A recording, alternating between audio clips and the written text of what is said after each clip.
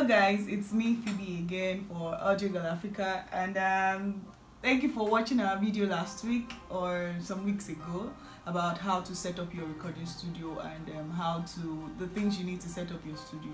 So today I'm going to be showing you how to record in few steps. It's very simple. After you set up your studio, what's the next thing is to start recording yourself, starting with your vocals, or maybe you have a beat already. We'll come back to the beat making aspect some other time, but now we're just going to tell you how to record yourself. So let's get started.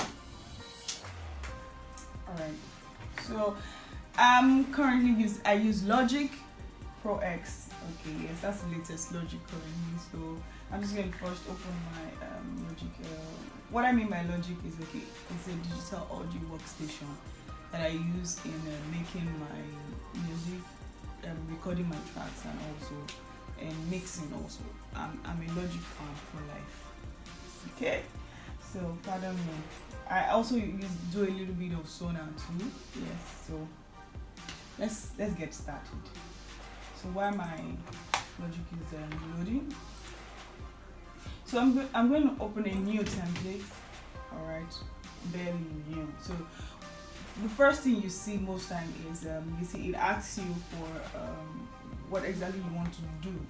So now the first thing it's showing me is the software instrument, which is like maybe a sample inside the DAW system. So if I click on that, it automatically just loads all the samples and I can pick from them. Then because I just want to show you how to record. So what I would rather go for is the audio, okay? Because that's where I want to pick all this sound that is coming out from my mouth here to record it into the system. I definitely have to pick the audio. Okay, so let's go. I pick audio, and then never mind. This is a very big studio. The last time we just showed you how to do an home recording studio. This is more like a proper control room, a studio. This is Azusa Production Studios.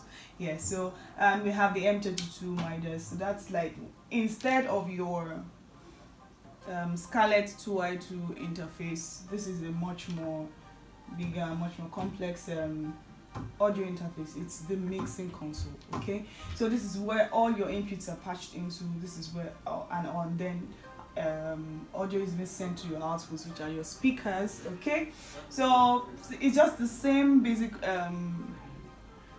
signal flow, the way it was done in the recording in the first video you saw. So now I'm not going to go into details of how you run all these things. So let's just assume that I've connected my mic. Okay, so I have the recording mic, this is an AKG P120. And this is like the NT2A here. I know Aramide has she showed you this couple of in the last video. So now I'm clicking on the audio, and now I routed this to my channel 31. So right now I'm just going to look for, you can see it gave me a lot of input options, so whichever one I want to go for, and I just go for input 31 because that's where I patched my recording to. So I pick that and then leave the output the way it is, and then it gives you this option if you want to monitor the inputs and you also want to enable recording. Because I'm going to record, definitely I'm going to enable recording. So let's go. You can see that my input device is showing me, if you're using a Scarlett 2i2, to show you that okay, you have your Scarlett, that's the Focusrite sound card on. But now since I'm using the M32, showing me the DN, that's the digital network 32 USB cable. Okay, so, and since it's just a track, I want to record just my voice. Number of tracks is just one. Okay, so I create, then voila, you have it. This is the interface of the Logic Pro X. I'm not going to start talking about how the interface looks like. So this is going to be a very short and simple video. Alright, so I have my audio here. You can see that from the way I'm talking, you can actually see that there is signal coming into this particular audio, this track. Now, why? Because I already routed it. That's to show that my connection is right. And then now in this case, if you want to record, so I'm just going to expand this a bit so you can see what I'm trying to say. So now let's say, okay, let me just name something. It's very good to name your tracks, especially when you're doing a multi-track, so that you can know which is which and which is. So I'm just going to put Phoebe as the name of your. I love to have them in caps. So and then I have it now. So definitely, if you want to start recording, there's some things you should understand. Vocals is the first thing everybody wants to hear in recording. That's what they really want to know. So, and then the way we sound naturally is quite different by the time it comes into the workstation or through your gadgets, because at the end of the day, every sound it picks, because it's audio signals, everything becomes amplified. You begin to hear all the pop, the plosives, you hear the sibilants, the S and everything. So that's why most times you have all your gadgets. You can see this particular mic, you have a pop filter in front of it. For a lot of us, there's no way, it's just silent to some people, it's much more pronounced in other people.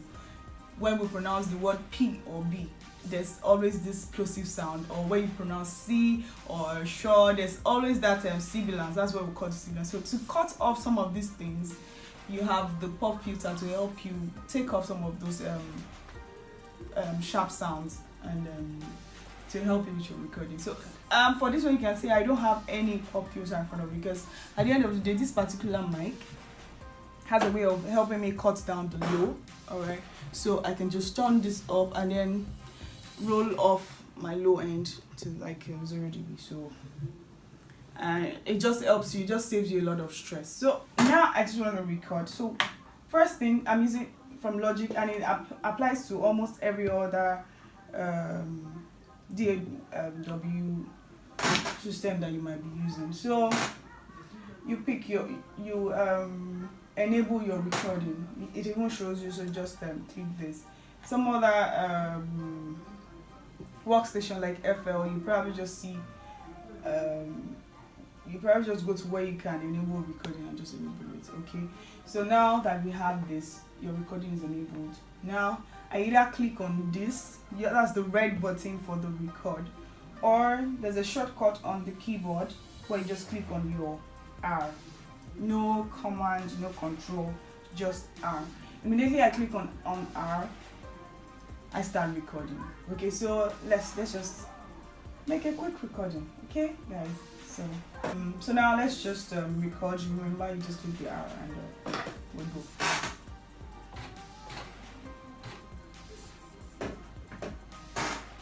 Okay, so hello everyone, this is Phoebe, and how are you doing today? Thank you for joining us. Thank you so much. So I just recorded that. You can see while I was recording, ensure that, okay, definitely on all DAW you would see the red line moving. Some don't show, but I think most DAW would actually let you know that, okay, you are actually recording something. And by the time you stop, yes, you see the wave lines and everything.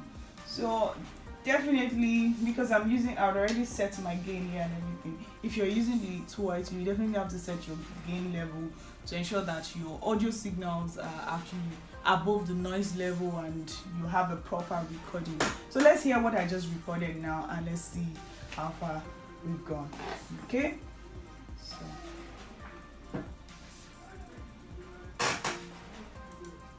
hello everyone, this is Phoebe, and how are you doing today? Thank you for joining us. Thank you so much. All right, so guys, that's it for recording your voice. There's really nothing much to it. Just ensure that you'll have everything ready, and then just click record, and let's see you try it out. Okay, so in the next video we'll talk about how to do a proper multi-track recording. All right, thank you so much. See you next week.